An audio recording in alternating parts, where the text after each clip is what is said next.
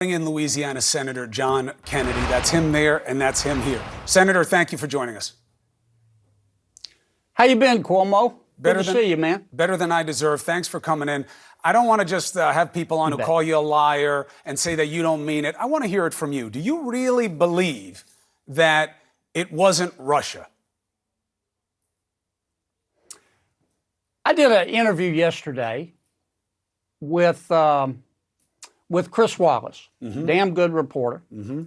I was answering one of his questions, and he interjected a statement and asked me to react to it. What I heard Chris say was he made the statement that only Russia had tried to interfere in the election. And I answered the question. That's not what he said. I went back and looked at the transcript. He said only Russia tried to hack the DNC computer. Now, Chris is right. I was wrong. The only evidence I have, and I think it's overwhelming, is that it was Russia who tried to hack the DNC computer. That's what the consensus is. I've seen no indication that Ukraine tried to do it. All right, well, first, let me just say, Senator, let me stop you for a second. You just did something we've never heard this president do, which was say, hey, I know I said that. I was wrong. So, good, let's check a big honking box. You don't think Ukraine was the one to look at the server. Then why do you think the president keeps saying something that he also knows is not true? Intelligence community, the Senate committee on it, our entire apparatus that looked at this, you guys have been briefed about it. Why does he say something that you know is untrue? Well, here's why. There is a lot of evidence, proven and unproven, everybody's got an opinion, that Ukraine did try to interfere, along with Russia and probably others, in the 2016 election. What evidence? In January of 2017, Politico did a long, exhaustive article talking about it. On October 21 of this year, The Economist magazine wrote a long piece, probably the best I've read, talking about Ukraine's involvement in the election. There have been pieces in CBS, on Washington Examiner. They raised questions. They raised questions, but we both know Mueller spent almost 30 pages on this. He testified it was not Ukraine. They were not part of the Russian apparatus. Yes, many foreign actors tried to interfere in our elections and otherwise, but that's not what this is about. This is about the president well, if you look at trying to justify and leveraging Ukraine for political advantage, and I don't know why you want to be a part of that. Well, if you look at the articles, Chris, I'm not saying they're all accurate, but they're all very reputable reporters. Yes, so was our intelligence community. So was the Mueller report. Right, but they talked about, I think it was pretty common knowledge, that President Poroshenko at that time did not support President Trump. But let me tell you why it matters. Yes. What matters is not what I think. What matters to me as I analyze this case is what the president thinks. There are two scenarios, in my opinion, and I don't think this case is about a quid pro quo. I think that Speaker Pelosi's theory and Chairman Schiff's theory is that the president asked for an investigation of a political rival.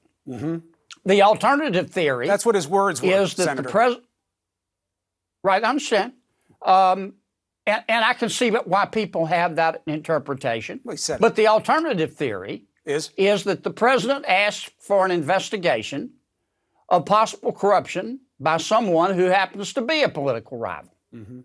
Now, the latter is arguably in the national interest. The former would be in his personal parochial interest.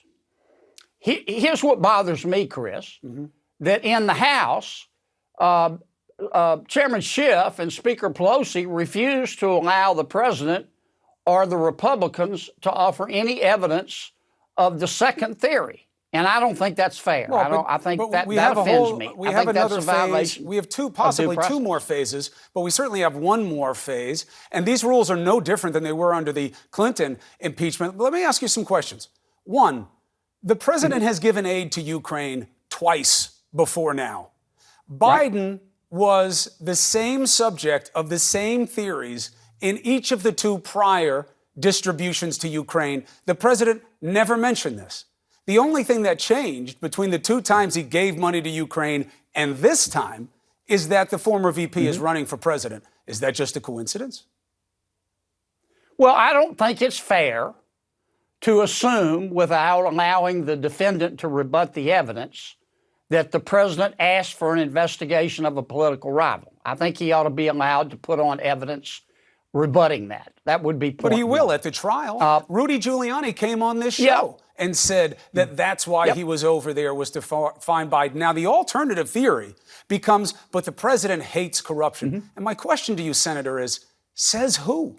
When have we ever seen this president make any move against corruption that involved funding? He funds Russia. He funds Turkey. He says great things about North Korea. Since when is he a corruption hawk? He doesn't even talk about his own administration that has the most corruption we've seen in modern history.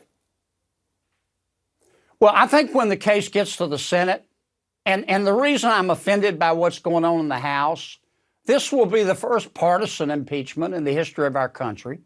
I think Chairman Schiff and Speaker Pelosi knew from the very beginning how they would vote and what they were going to try to prove. This case is really being tried to the American people. And I just think if you're going to try it to the American people, you ought to afford both sides due process. That's going to happen in the Senate. Sure, it's going to happen the same way it did with Clinton. Now, in fair things, just so they know, you would never have that nice head of hair if you'd been in the Senate as long as it would take you back to be a part of the Senate in the Clinton process.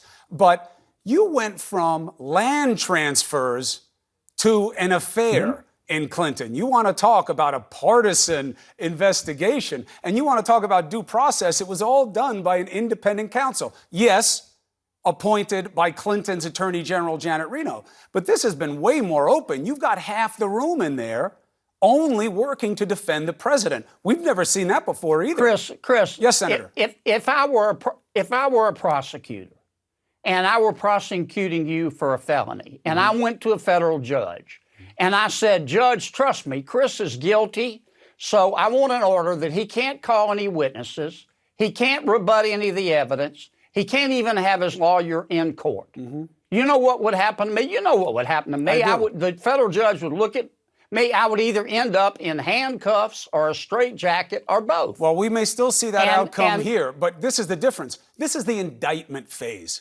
Even if it goes through the judiciary and they bring articles of impeachment, you and I both know that is tantamount to an indictment. And when you are being investigated for possible crimes, Rudy Giuliani ain't part of the investigation right now. He may want them to talk to him, but we both know they don't have to. And that's what's going on now. The only difference is this president has half the room of prosecutors working very hard to find him not guilty of anything.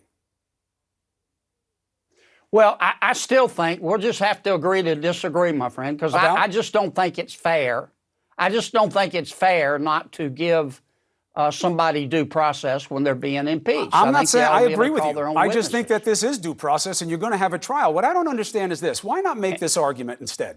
Look, what he did here was wrong. If he wanted to go after Biden, he should have gone to the DOJ or he should have gone to you or to his friend Senator Graham and said, look into this. I think it's worthy of looking into. He's an American citizen. I think he's dirty. Yeah, he's running against me. But, I think you should do it. He could have done that, but he didn't. And the theory is, and he'll get a chance to rebut it at trial, the only way this makes sense to ask Ukraine to do it, and not even to do it, just to announce that they're going to do it, is so his handprints weren't on it.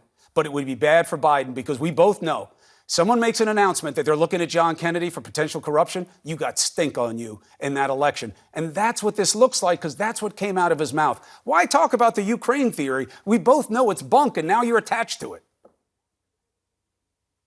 Well, 2 points. Number one, if you'll look at the articles I talked about, you will see that there is a lot of evidence that Ukraine did try to meddle in the election in 2016.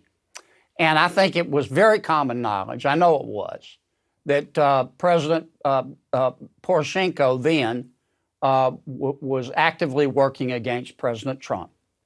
Number two, and I believe I think that it's common knowledge that he didn't like Trump That's what is said about him, but not that he was actively working against him. And remember, you want to weigh two articles, which I'm very flattered by as a member of the media, but you want to weigh it against the Mueller findings, the intelligence community findings, and the investigative findings that have been briefed to you in the Senate. All of that, you're saying, should be equally balanced with two articles. No, I'm not. I'm not saying that. I'm saying the allegations that has been made against me, that there's, and against Senator Wicker, who was on the Sunday shows too, that there's absolutely no evidence that Ukraine tried to meddle in the election, and that's just not true. Go read the Politico article. It's a long, but why did Mueller say piece. otherwise in his testimony? Why does the intelligence community say I don't otherwise? know. Why does Fiona Hill and all the experts say it? You do know, Senator. I don't know why you have to go this way to defend this president. I don't know. I mean, I'm telling you what I believe, Chris. But the larger issue is, it's not what I believe. It's whether the president is allowed to offer a defense. He will be, of course. We saw the procedures. Well, he's not in the House. But that's because it's the investigative and indictment phase. It's not a defense, but they're trying this case in front of the American people. Just like with Clinton. The American people need to see both sides. And if that hadn't happened with Nixon, he probably wouldn't have resigned. This is about the American people. This is a political process. But, Senator, I appreciate you making the case. I don't want people just calling you a liar. I want you to speak for yourself and make the case to my audience. And you did that, and I appreciate it. Have a good Thanksgiving, my friend. You too, and be well. I'm thankful for you taking the opportunity here. I don't understand the whole argument, but I'm happy you made it here. Thank you, sir. Well, have me back, and we'll talk about it some more. Done. All right, another legal battle that's affecting this president.